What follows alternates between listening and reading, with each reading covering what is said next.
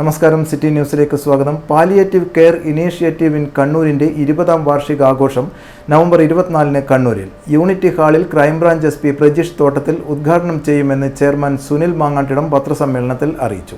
നമ്മുടെ 2005 തുടക്കത്തിൽ 5 യൂണിറ്റുകളുമായി palliative care പ്രവർത്തനം തുടങ്ങുകയും തുടർന്ന് നിലവിൽ 62 യൂണിറ്റുകൾ കണ്ണൂർ ജില്ലയുടെ വിവിധ ഭാഗങ്ങളിലായി പാലിയേറ്റീവ് കെയർ പ്രവർത്തനം നടത്തി വരികയാണ്. പ്രത്യേകിച്ച് ക്യാൻസർ രോഗികളിലായിരുന്നു നമ്മൾ തുടക്കം. പക്ഷെ ഇന്നിപ്പോൾ വാർദ്ധക്യ സഹജമായിട്ട് അസുഖമുള്ളവർ, ക്യാൻസർ രോഗികൾ, വീണ് കിടപ്പിലായവർ, ഒപ്പം നമ്മൾ മാനസിക പ്രയാസം നേരിടുന്നവരെ എന്ന് വെച്ചാൽ ഒരു രോഗവുമായി ബന്ധപ്പെട്ടിട്ട് ഏതൊരു ആവശ്യം ഉണ്ടെങ്കിലും പാലിയേറ്റീവ് കെയറിൻ്റെ സംവിധാനം ഒരുക്കുന്ന രീതിയിലേക്ക് നമ്മുടെ 20 വർഷം പിന്നിടുമ്പോഴേക്ക് പാലിയേറ്റീവ് കെയർ ഇനീഷ്യേറ്റീവ് കണ്ണൂർ മാറിയിട്ടുണ്ട്. 62 യൂണിറ്റുകളാണ് ഇന്ന് പ്രവർത്തിക്കുന്നത്. അപ്പോൾ നമ്മുടെ ഓരോ യൂണിറ്റുകളിലും അവിടെ ഡോക്ടറുടെ സേവനങ്ങളുണ്ട്. നമ്മുടെ വീടുകളിൽ എത്തിക്കൊണ്ട് പരിചരണം എന്ന രീതിയിൽ വോളണ്ടിയേഴ്സ്, നേഴ്സ്, ഡോക്ടേഴ്സിൻ്റെ പരിചരണം എന്ന രീതിയിലും ഹോം കെയർ സംവിധാനം നമ്മൾ ഒരുക്കിയിട്ടുണ്ട്.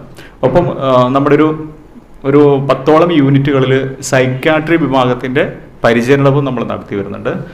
ഒരു യൂണിറ്റിൽ മാനസിക രോഗികൾക്കുള്ള കിടത്തി ചികിത്സ വരെയും നമ്മൾ നടത്തി വരുന്നുണ്ട്. കൂടാതെ നമ്മുടെ വീടുകൾ നേരിട്ട് പോയിക്കൊണ്ട് ഫിസിയോതെറാപ്പി സംവിധാനവും നമ്മൾ ഒരുക്കി വരുന്നുണ്ട്. അപ്പോൾ ഇതൊക്കെ 1 രൂപ പോലും വാങ്ങാതെ തീർത്തും സൗജന്യമായിട്ടുള്ള സേവനമാണ് നമ്മൾ നടത്തി വരുന്നത്.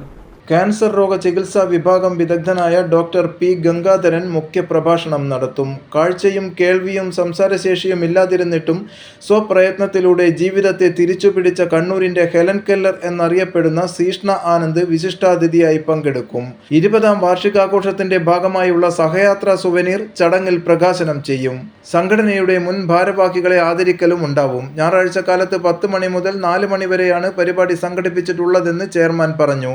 പത്രസമ്മേളനത്തിൽ general secretary P. Shobhana, treasurer KP Nadeer, N. Shiju എന്നിവരും പങ്കെടുത്തു. News desk, city news.